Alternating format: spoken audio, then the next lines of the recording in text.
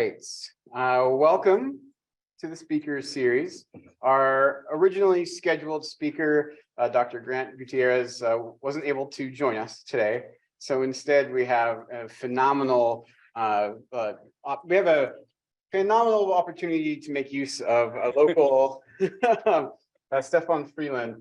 And he's going to talk to us today about the Salish Sea map, how cartography contributes to geography, and the adoption of the name Salish Sea. And I will just go ahead and hand it right on over. Great, thank you. Hi, yeah, so my apologies if you're expecting a talk on river restoration and social justice. That sounds like a great topic, and I hope we can get Gutierrez back again later. So I'm the stand-in, and I guess if there's anyone here who happened to catch, this is not my first rodeo with this particular talk, so my apologies if I'm double dipping. Anyway, welcome. Thank you for coming. Welcome to the Zoom, those of you out there in the Zoom audience. My name is Stefan Freeland. I'm the GIS specialist. I teach at College of the Environment. I teach GIS and GPS and cartography. I help run the Spatial Institute. And do things mappy. And so the title of the talk here, usually we think of geography, and cartography just sort of follows geography. Geography is just sort of there. And part of my point here is to say, yeah, maybe not. At least open up a slightly broader lens of cartography and geography, which is to say, we humans have a lot to say about that. And in some ways, the cartographers of the world influence geography. It's a two-way street, in other words. So Salish Sea, how many people, anyone not know what the Salish Sea is? So this alone, the fact that no one raises their hand is a huge victory for those of us who have been propagandizing and populating the name Salish Sea. It has not been forever the Salish Sea. And so a lot of this whole talk as a case study is my role in helping, and it was a small role in helping get the name Salish Sea adopted roughly 12 years ago. So Salish Sea is this inland marine body of water. It's trans-border, which makes it interesting right off the get-go in terms of messy jurisdictions, whatever. And basically goes from Olympia down the south, up to Johnstone Strait up in the north, out to the west, where you end the Strait of Juan de Fuca. It's kind of, how does one draw a line there, right? So if you come in here and you go, there's Bellingham, just for reference. But if you come in here and there's a line there somewhere that says this is where the Strait of Juan de Fuca, the Salish Sea, ends, and on the other side of that line is the Pacific Ocean. Does that make any sense? Is there any way to actually draw that line? No, not at all. Right? There's lots of ways, but there's no way to really, the water doesn't change, the fish don't care, the whales go back and forth, and yet we humans like to draw these lines on there, and naming things turns out to be very popular and very powerful. Okay, so another way of looking at the Salish Sea is that it is these constituent pieces. And so we've got the Strait of Juan de Fuca, the Strait of Georgia, Puget Sound.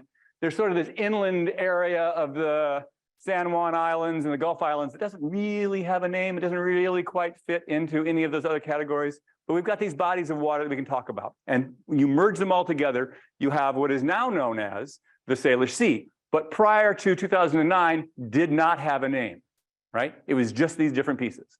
And for various reasons, it's convenient to have a name to talk about it. And especially the environmentalists of the world thought we would do a better job of stewardship if we could unite the people of Vancouver and Seattle and Port Angeles and say you're all caring for, we have this shared concern of this one thing.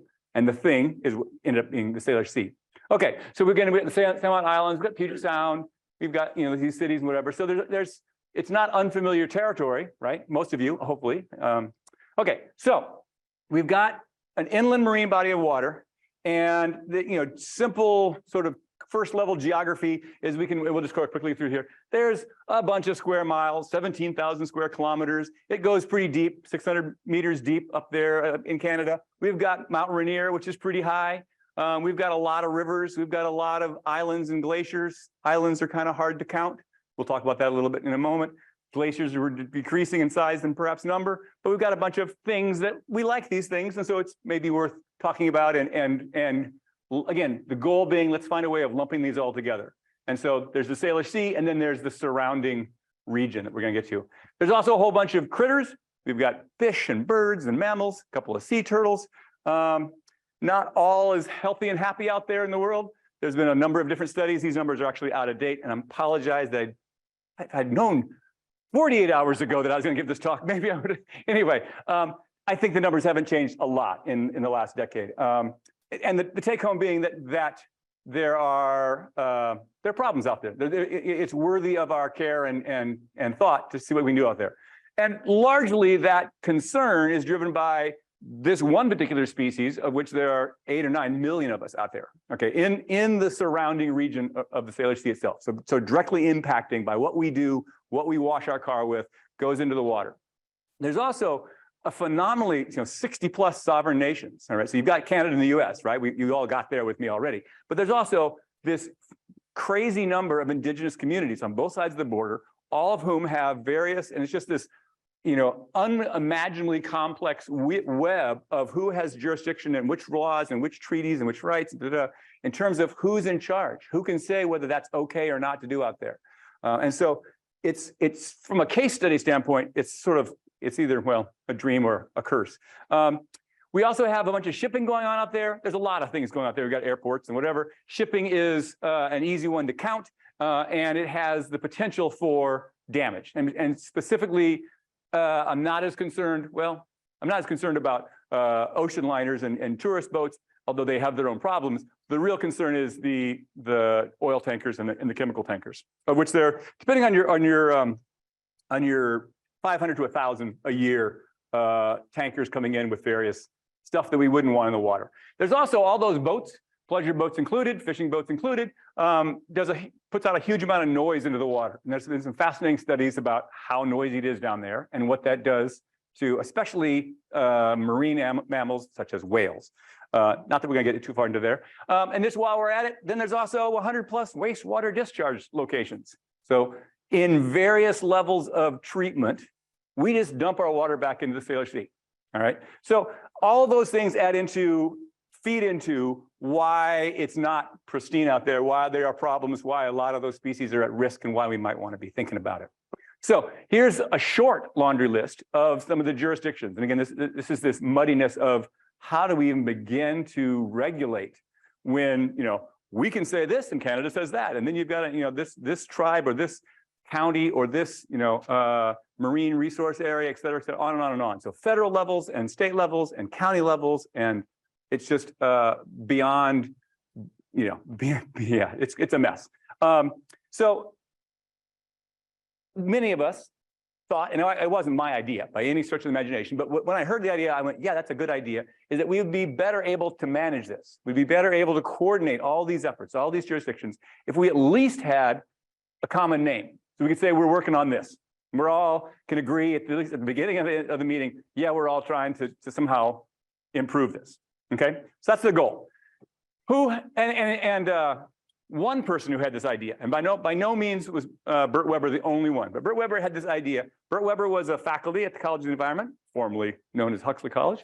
I actually had classes with Bert Weber when I was a student, an undergraduate, right here at these very hallowed halls, though not in this building. So Bert was a marine scientist. He's actually from Canada, so he's trans-border right in his life history. He was concerned about all these issues. He was worried that one of his big concerns was an oil spill in the Salish Sea. He wanted to find a way to facilitate trans-border negotiations, regulations, and stewardship, environmental protection, in other words. And he thought that it would be easier if we had a name. And again, there's not a name. There's all these different pieces in there. From his standpoint, he's into estuaries, and he's thinking of the Salish Sea as primarily an estuarine ecosystem.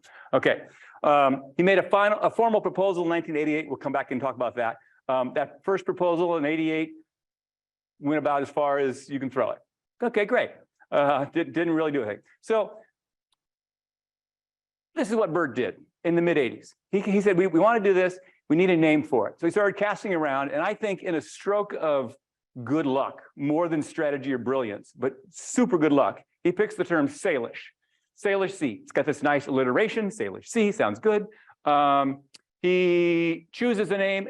So there's obviously Salish is not a indigenous name from any particular tribe. It's actually a European name that was named. It was given to a language group that goes all the way east of the mountains. So the Coast Salish is a subset of the larger Salish English language group. It turns out that was very fortuitous, and I have no idea how thoughtful of this Bert was. But there's a couple of things that does. It means that right off the bat, most of the indigenous people think this is a good idea. Not all, can't lump everybody, but in general, there was early buy-in from many of those 60 sovereign nations. This is a cool idea. It was a pretty good buy-in from a lot of people who look like you and me, who said, yeah, cool, let's give a tip of that hat to the indigenous communities. Because it wasn't associated with any particular tribe, you didn't piss off anybody else, right? If we had chosen a language, a word, a name, because all these different tribes had different names for it, right? So if we had picked one of those names, then you're gonna, that some other tribe's gonna go, no, we're not going with their name, right? So it was an unusually sort of neutral kind of name that everyone could buy on, and yet it all seemed like we were doing a good thing for the indigenous communities. No one had ownership over that word, so no particular tribe, and so there wasn't issues of whether or not you even could use that name. Many of the indigenous names were not allowed, but if I'm following good cartographic standards, I should not put those names on my map unless I have permission, and that just wasn't an issue here, because it's sort of a native sounding word that actually was a European origin. So that worked out very well. And again, I don't think that was strategic, but it was brilliant. For what it's worth, this is not going to be a whole talk on Bert Weber. Bert was the one who articulated the need and went to bat to make a proposal and picked a name out of the hat and said, here it is. Many other people followed after that, supported him. Anyway, if you want to know more of Bert's story, there's a bunch of podcasts and talks and articles and whatever, and I can shoot you these links, whatever. It's a fascinating story, and Bert's a great guy. He's still around. Okay, but this is what he was after. He says we've got this estuary, so that begs the question. Now we're getting back into geography. What's an estuary?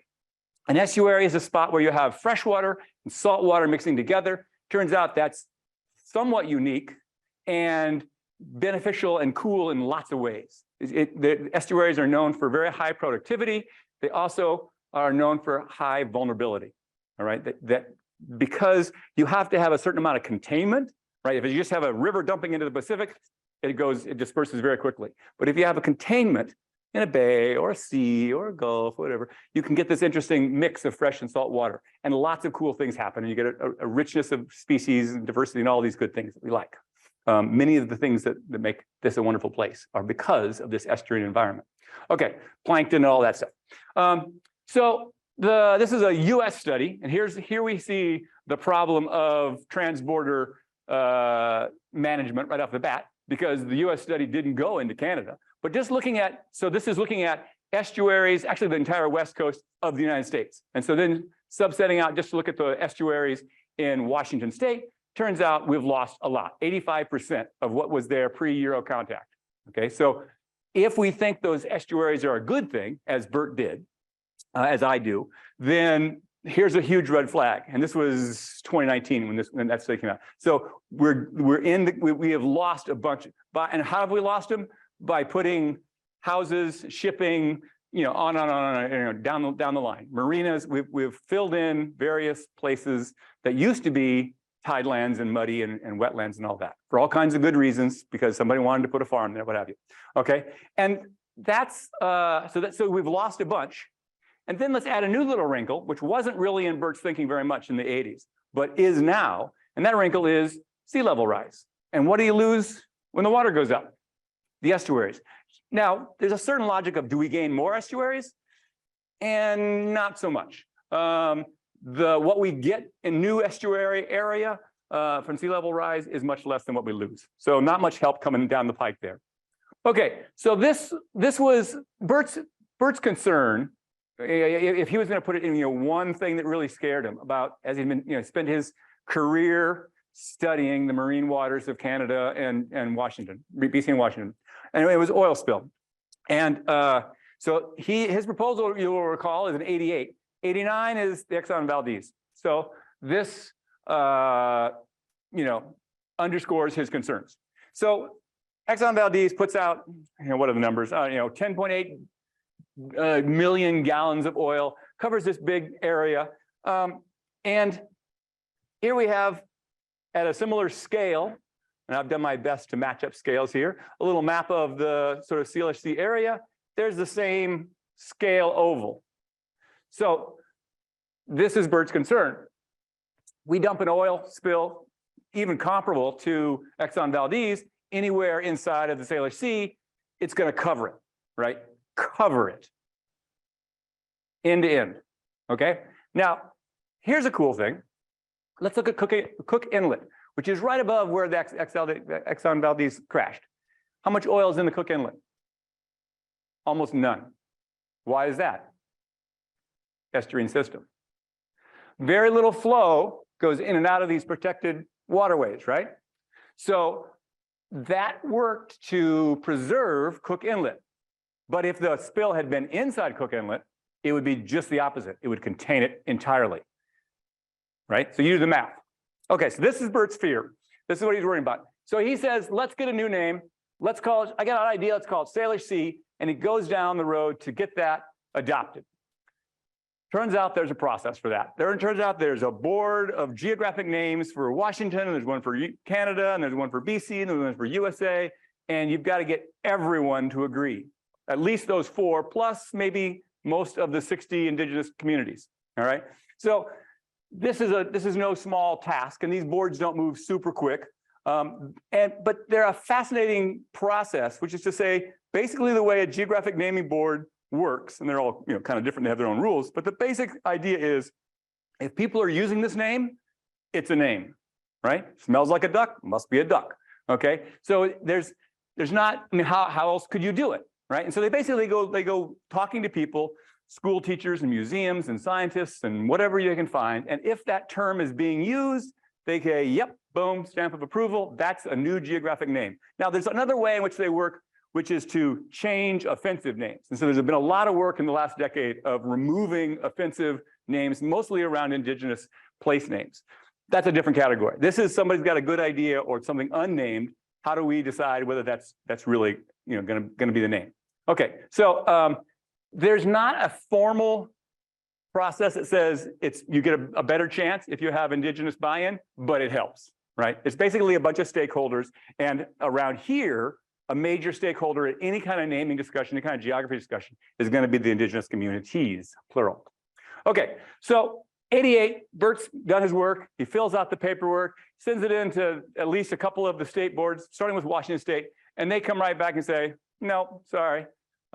Basically, too experimental, not enough. They called around to all their friends, and most of them have never heard the name. And this was pretty true. And even as much as 10, 15 years ago, I would do shows of hands of like, how many people know you're in the Salish Sea watershed? And 2 or 3 or whatever, a very small number. Today, when I ask that question, there's universal buy-in. You've all at least heard the term, whether or not you could have defined it, at least we're close. It's that water out there kind of thing. Okay, so at that point, it wasn't getting used enough. And here's another stroke of luck, and we don't know why, but rather than flat out denying it, they table it. What that means is it's still open. And that turns out to be bureaucratically beneficial. Okay, so Bert, okay, well, that's my little, maybe it would have worked back in 1988 if it just had a better map. Just saying. Could be that the problem was he didn't have a good map with his first proposal because he hadn't found me. But basically, Bert went off he retired by that point. He was going off, he was leading science excursions on the Snow Goose up to Alaska and back. And he kind of, another part of brilliance on Bert's part was he went, okay, tried, done, walks away from it. Had the good sense to not to beat that horse too long. And then a funny thing happens while he's gone. And what happens is that it actually starts catching on. And it catches on with the indigenous communities and with the scientists and with the locals. All right. I guess so that could all be considered locals. But anyway, I first heard the term mid-90s out in the islands, the San Juan sailing. And it's like, well, that's a cool name. Never heard that. It was just filtering around. And the locals out there were using it, thought it was cool. Who knows why? And so even though it didn't get formal adoption, it did start getting grassroots traction. And again, back to the naming boards, that's what counts.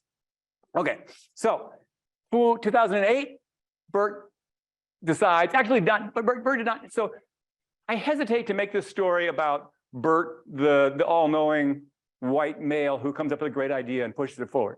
All right. So Bert had a good idea. I give him full credit for that. But then again, he basically walked away from it. And in the ensuing years, a bunch of people started pushing on that, most notably the indigenous communities. And so it wasn't like Bert was bored and said, hey, I'm going to do this again. But people came to him and were knocking on his door and suggesting and asking, hey, why don't you? Have you thought about, let's try again. And because it was tabled, not denied, that process was easier. Okay, so what it seemed like at that point, there was lessons learned from the first application. We needed more documentation, we needed more buy-in from the community, and we needed to overcome some of the resistance. So there had been indeed resistance, and there was resistance in 2008, but anyway, so the resistance came down into, I think, three major categories. One is this fear that it was going to replace existing names. And by God, I've always lived in Puget Sound, and you know, liberals from up there in Bellingham are not going to tell me that it's not Puget Sound. And that was almost a direct quote from the Bremerton newspaper. It was unnecessary, it's expensive, and this body of water we're talking about didn't really qualify as a sea. Okay, so the first thing is that no, you know, we just said no, we're not replacing anything. So this is not like Denali, Mount McKinley. This is not like Haida Gwaii. Those were contentious. Those were, we're taking your name and we're removing it. It is no longer Mount McKinley. That's a big deal. And it took decades to get that through. But here, there's nothing to remove. We're not losing anything. We're adding this umbrella name over these other things. And yes, you're going to still live in Puget Sound. And yes, you still live on the Strait of Juan de Fuca. And yes, you're still sailing in the Gulf, Georgia Gulf. So there was a right off the bat a big part of the campaign to just everyone relax. And so when we got around to making a map, it was important to put those labels on the map. Here's the map of the Salish Sea, and yet look, there's the Puget Sound. It's right there where it's always been. There's the Strait of Juan de Fuca, et cetera. So that was a big deal, part of that effort at getting ahead of the resistance. Okay, then you've got it's expensive, it's unnecessary. We have to change every single map. This is going to, you know, we don't need it. It's always been this way. And most of this was, again, noise. You don't have to change every map. The maps aren't wrong. It still says Puget Sound, and we're going to reprint maps periodically anyway. And when we get around to reprinting it, we'll put one new label. We're not going to take off the Puget Sound label. So it was kind of this, just relax.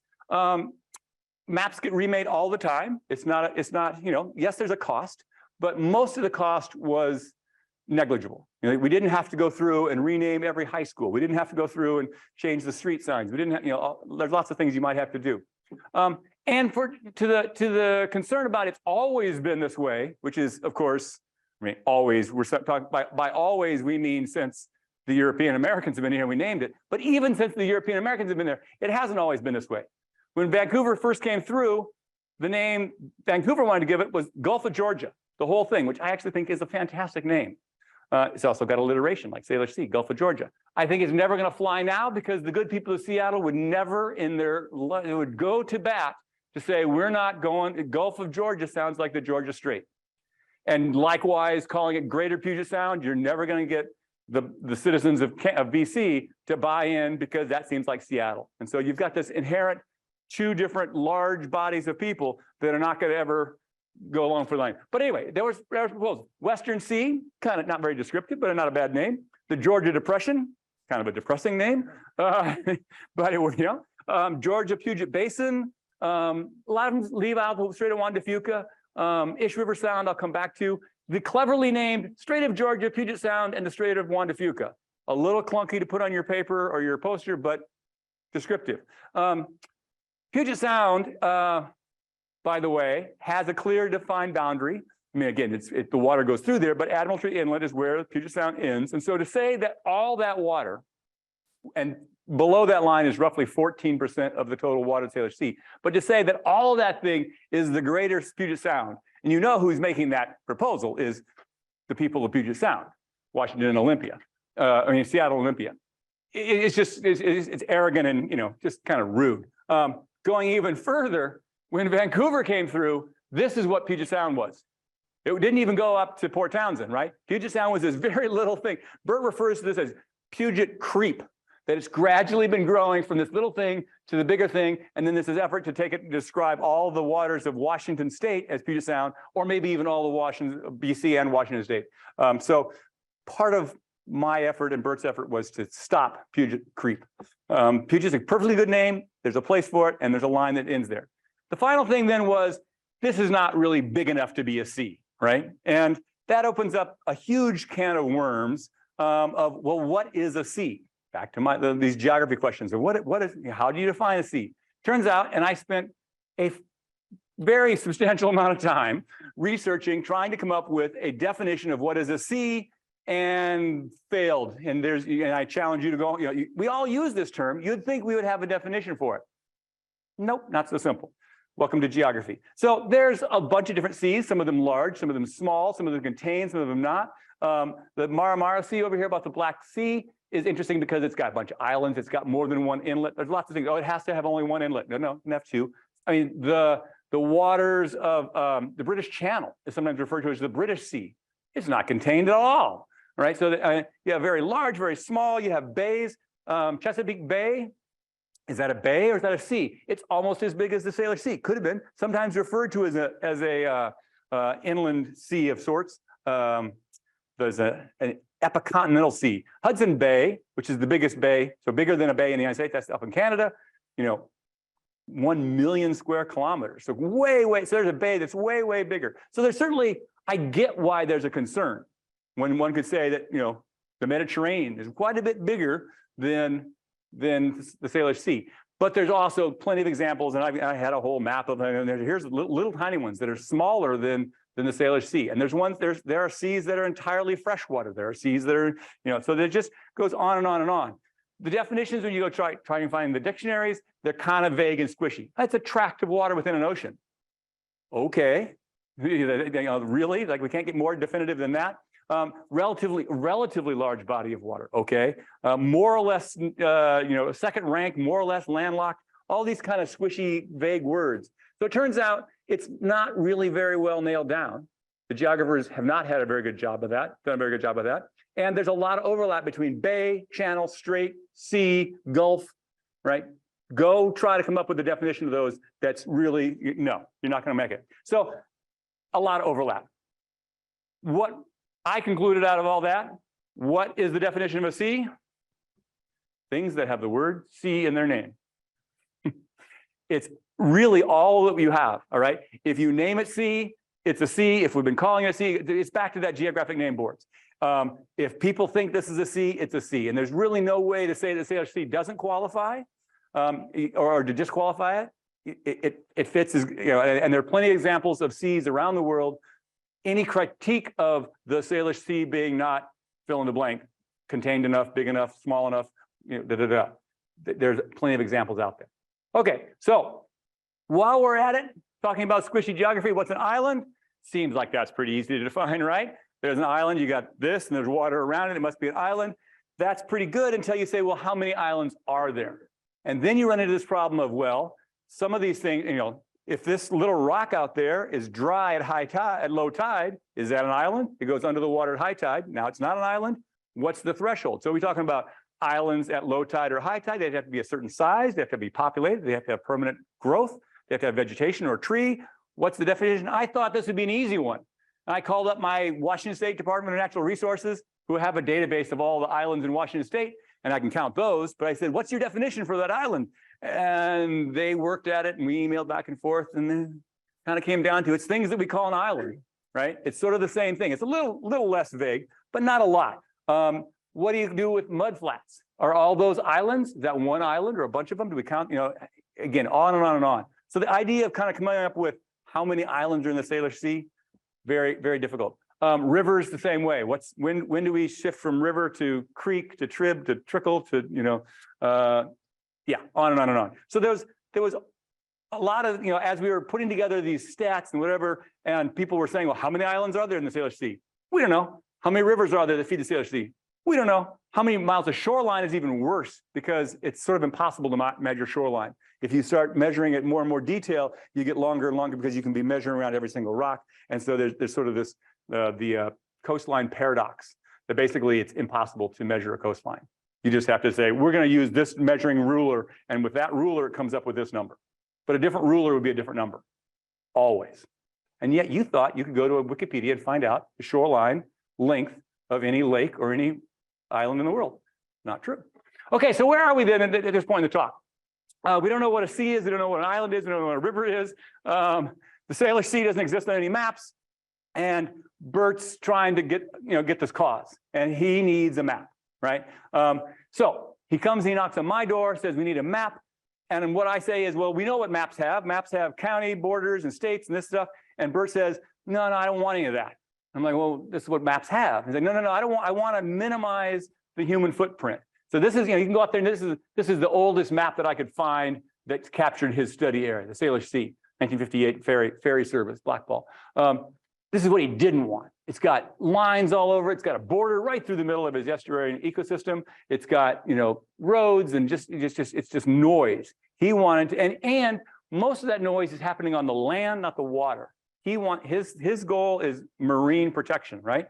So he says, no. And let me step back. What is a map? I guess the title of that slide I skip over. Again, it seems pretty obvious. The point I want to make about what is a map as a cartographer instructor is that every map out there, it's a two-dimensional piece of paper, piece of screen, whatever, but every map has a purpose, has an intended audience. All right. Some of them are more generic or more specific, but every map's got a purpose. That map purpose is to sell ferry tickets, right? Google Maps purpose is, has a whole bunch of things, basically selling advertising. Okay, so Bert wants a map that will show the Salish Sea, define the Salish Sea, show it, propagate it. It's a piece of propaganda, really, right? That's what he really wanted. And he wants to do it with minimal human footprint. So he wants to look at the natural stuff, but not the roads and the counties and the borders, especially at the border. Okay, so again, a typical map has all this stuff on there that he didn't want. So he starts by looking around, and he's looked at state and road maps, he's looked at, he's looked at Google Maps, he's looked at topo maps, he's looked at aeronautical, and they all have the same problem, one problem or another. A lot of them have borders right in the middle where the data just ends. That's not so great because nature knows no borders. But he also, even when he can find or splitting, I love the splitting of the channel. Like right there, like the water just ends. He also finds large regional maps. The only thing he can kind of get in terms of a map that almost works is this sort of big broad brush, but it's still got a human footprint, still got cities, it's still got a border right across it, and it's just the wrong scale. So you would think, so here he is, he's going to make a proposal, go back to the geographic name boards, and you'd think I'll just go get a map of the Puget Sound, British Columbia, and we'll be done. And he tried that for quite a while, and then he came and knocked on my door. There were a few other attempts along the same way. And again, this is, that Bert was not the only one working on this. Environment Canada puts out a map of the Georgia Basin Puget Sound area. The CDOC Society has a map there, very similar. I think these are both decent maps. They're getting at what Bert wanted. I would say, well, every map has a purpose. I think part of the purpose of these maps was get the job done. They could be, let's say, more artistic. And I don't want to, trump my own horn too much, but I think we could do better than this. And so in the early discussions I had with Bert, I was saying to him, look, if you can't find a map, none of those work. What's your end game here is really propaganda. We're trying to sell this idea. We're trying to get the word out there. Let's make this map as beautiful as I can, given the technology and time that I have. And let's then use that map to not just describe it, but also, spread the gospel, as it were. Okay, so, and first and foremost, we don't want to have a line through there. Okay, so the first idea was, well, I know what we'll do. We'll just get some satellite imagery and we'll make a map out of that. And it turns out that satellite imagery still has a huge human footprint on there. We really, as you start looking at if the detail is good at all, you see a lot of city ag imprint, which is not what he wanted. And it still kind of highlights, anyway. So one of my fantasies would be to recreate the Salish Sea using Photoshop and remake this map as though if you could actually remove all of the human footprint. So we just put in trees everywhere where there's not trees. And again, I think if you're really good at Photoshop. But that's what he would have loved that idea. I didn't have the skills at the time to do it at that moment.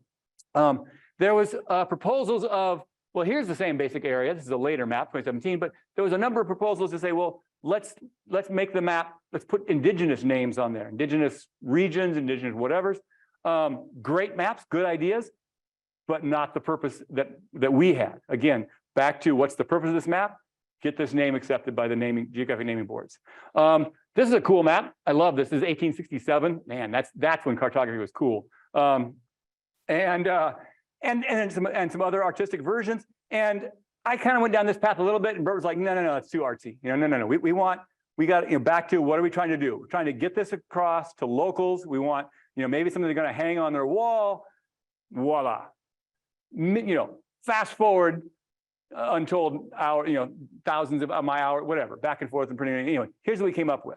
Okay, so quickly then, what's on this map? You got 4 data layers and only 4 data layers really. You got land, saltwater, freshwater, and then this basin boundary that goes around it. I'm going to talk about those a little bit. Terrain is just high to low. So I'm choosing colors here that kind of look like trees and alpine and up in the highlands, rockiness, but it's not. It really is just at a certain elevation, I switch from dark green to light green and light green, whatever. Okay, and then I put a little hill shade that gives it that terrainy kind of look. We do the same thing for the bathymetry, except we're using blues rather than greens, and we put on what I refer to as a floor shade. Get that, again, that sort of shaded relief look.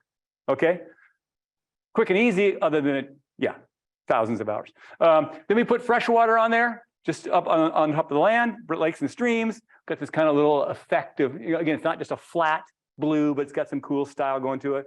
And then we come to this basin boundary, which is the line around the outside, which is sort of like a watershed. It's this defining, it's the ridge line up there. And then on the outside of that, we put a mask over it, a whitewash to kind of give it, that's not what we're talking about. And then that highlights figured ground, right? So again, the whole point of that map, when you're looking at that, is to, well, whatever. That map is to get your attention onto, where's your eye go? To the dark, bright colors in the middle. That's the Salish Sea. That's what I'm trying to achieve with all that graphic design, what have you. Okay, so why didn't we call it a watershed? Watershed is pretty easy to find. If you have a river, it's the point, all land that drains to this point. Harder for a marine system, but you can say anything that drains into this marine system. Right? I mean, it's weird to call it a watershed because, well, the water's going in and out into the Pacific Ocean. So there's some, in some ways, Japan is part of the watershed for the Salish Sea. It's draining into the body of water, right? But we can get around that. We're going to draw that line. So the problem is that's a very, very large area. Like a huge, BC is way bigger than we can imagine. And a lot of BC is in that watershed. So much so that the Salish Sea ends up being a really kind of small afterthought to this map, right? So the problem, and here's what we ended up using, what I refer to as the basin boundary, as opposed to a watershed. And it's clearly not a watershed because of this problem right here. You can't cut off a river for a watershed, right? So this is the map we want, this is the extent we wanted. And then we had this trouble. So you can define the watershed for a whole Salish Sea. You can define, here's the watershed for the Fraser River. It's huge. You could define just an upper part of the river, of a river, one trib. All that's legitimate. What you can't do is define the lower part of a river, right? It just doesn't work that way. And so one solution is just say, well, we're going to call it a watershed and whatever. And that didn't sit right with me as a cartographer. And so we cast around looking for some other term. I came up with basin boundary. That begs the question of what's a basin boundary. We thought about catchment area or drainage area or viewshed or bowl. There's historical precedent here that the Georgia Basin's been using that basin term already. So that seemed like, okay, we're getting to the thing. It turns out that there's, it's still got the violation. So the Georgia Basin had the same problem. When they were defining the basin, they and I don't know if that's why they chose Georgia Basin as opposed to Georgia Watershed, but it sort of feels like, a basin, a bowl. There is a sort of, a logical shape to that where we're drawing that line. So a basin is this bowl-shaped depression in the earth, the collection of watersheds. There's also use of a weather basin or a cultural basin, an area of influence, like a radio station's cultural basin. It was those terms I kind of went, Bert, look at this. We can call it a basin, and we can say we're defining this as a cultural and hydrological demarcation. It's not just a watershed, it's this other thing. And so what we're talking about is the area that influences the Salish Sea and it's influenced by the maritime culture, the maritime climate. The area, it turns out, more or less than with the sight line of the Salish Sea. Now, it's clearly not the case, but pretty much if you go beyond that line, there's no chance you can say you're going to see the sea. You're over the ridge. Anywhere in that line, you got, you can kind of, anyway. So it's almost a view shed, though that gets complicated because of all the messy terrain of here. Watershed everywhere other than where we chopped off the upper Fraser River, which is the Fraser River puts in more than half of the fresh water into the Salish Sea. So it's a choice that we made. Okay, there's the problem. It also has these leaks out into the Pacific. That's another issue. Okay, so back to the map. Labeling, very, very minimal. Turns out labeling is the hardest part of mapping anyway. This is good news to me. Basically, did not label countries, borders, counties, cities, did all that stuff. We left that all off. All we did is major. Who defines major? I did. Major rivers, major mountains, okay? And then these cartographic elements. But as maps go, a phenomenally small amount of text on that page, okay? We chose a classic, or I chose a sort of classic cartographic style.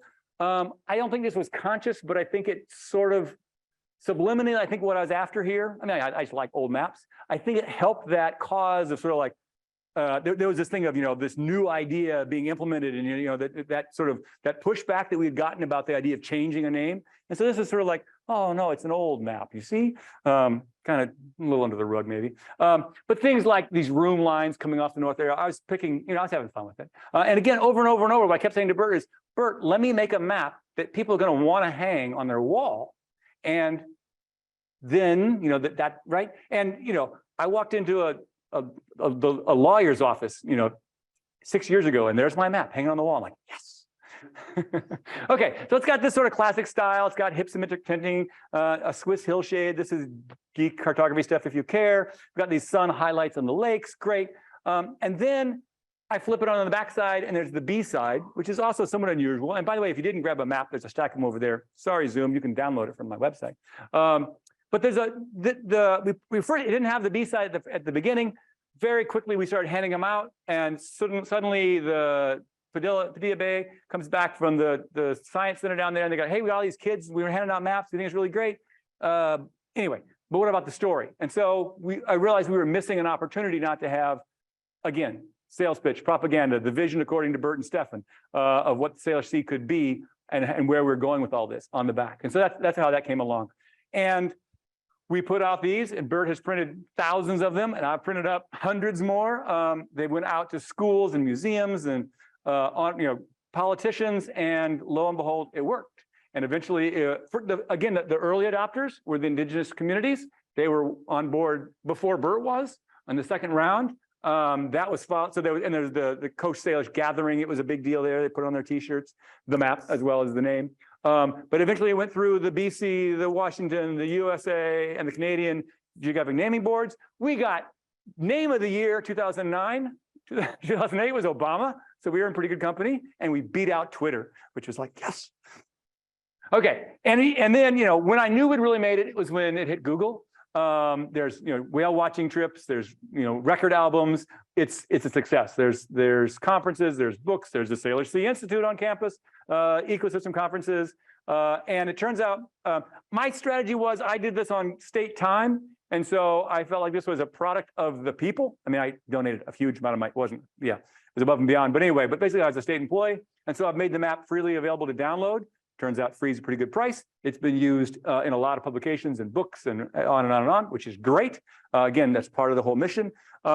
Even more rewarding is that the name, and look at that nice map they're using for the EPA's summary report. Good job. The name was adopted and embraced by the scientific community. More recently, the Salish Sea, State of the Salish Sea report came out in 2021. This was a topic of I know I'm running late on time. I'm going to talk quicker. Catherine Sobocinski did a talk a year and a half ago when this report came out. It's a huge report, 150 pages.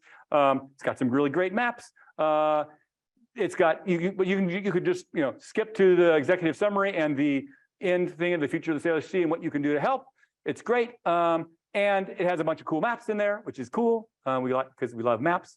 Speaking of maps, then I'm cruising along. I'm done with that map, It's all done. I'm working away over in my office over there, and I'm digging through the map drawers, and I come across, this is a paper-sized map, this thing. It's like, what the heck? It's the Ish River Sound, produced in 1987, so a year before Bert, right? This is my map. I was like, what? I couldn't believe it. So it's David McCloskey and et al. There was this bioregional conference, the same idea. Now he's very much land and river focused, the Ish River being the Snohomish, the Squamish, the Duwamish, all these Ish rivers. This idea, but the same idea coming out of a bioregional conference. And so again, Bert was not the first one there. It's just, McCloskey has gone on. And so now he's embraced the Salish Sea as well. Looking at the Ish River and the Salish Sea combined. He's got this whole map coming out there. It's great, way too much stuff going on. It's a very amazing map.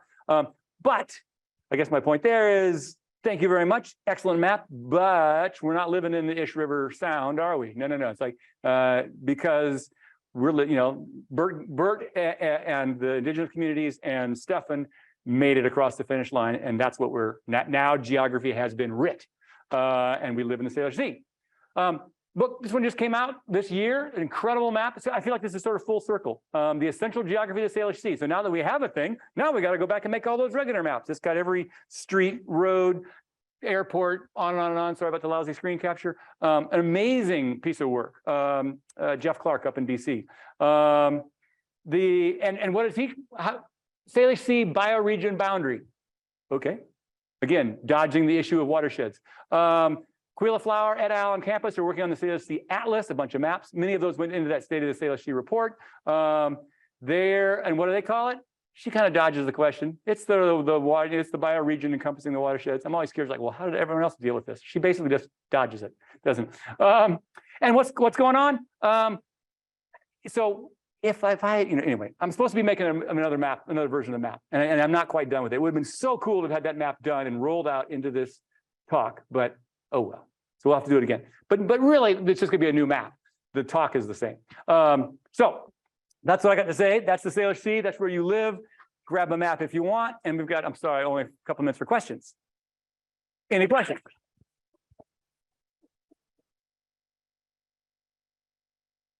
Questions on any about cartography or GS or maps or names or? Yes. What was it like trying to find all of the data points and organization of the process for creating the map? Yeah. So what's like the process of finding that data? It was relatively. I mean, my life was easier than it could be because I wasn't. So the Salish Sea Atlas that Aquila is doing, she's trying to harmonize data sets from BC and Washington and Canada. It's this huge. Basically, I was able to go get satellite imagery for the whole area, 2 different bathymetries I stitched together, and I'm kind of done. It was a really simple map. I spent my time playing around with color ramps and printing and how that's going to look on the web versus there. But it actually, and the reason I was willing to agree to make another one is because I know it's not that much work. It's really only a handful of data layers. It's playing around with colors and symbology more than that's usually what a GIS project. You're absolutely where you're going with that is I dodged that, thankfully. And it's a big region, big areas. Yes. Yesterday, you may or may not know, I was trying to figure out if indigenous people, and I'm sure it's different tribe by tribe, if they use maps and in what capacity and how they start.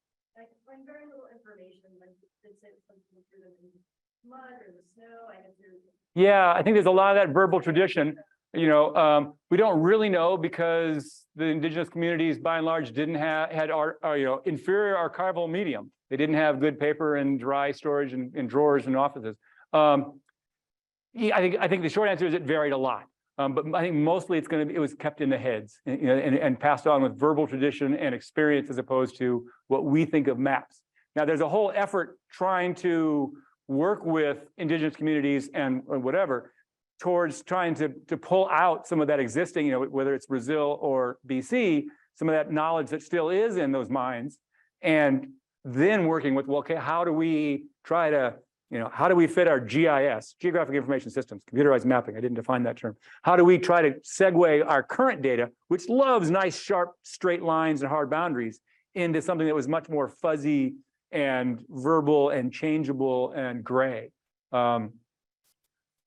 I've declined. There have been numerous people that have asked me to do some reversion of this map with indigenous, place names or peoples or tribes, whatever. And I've avoided every time. And basically what I keep saying is my standing offer is if someone will give me the data that's been approved by all the communities and blessed by all whatever, I'm happy to make the map. That the map is the easy part, but the politics of getting that kind of buy-in from 60 different sovereign nations is, I'm going to retire long before that.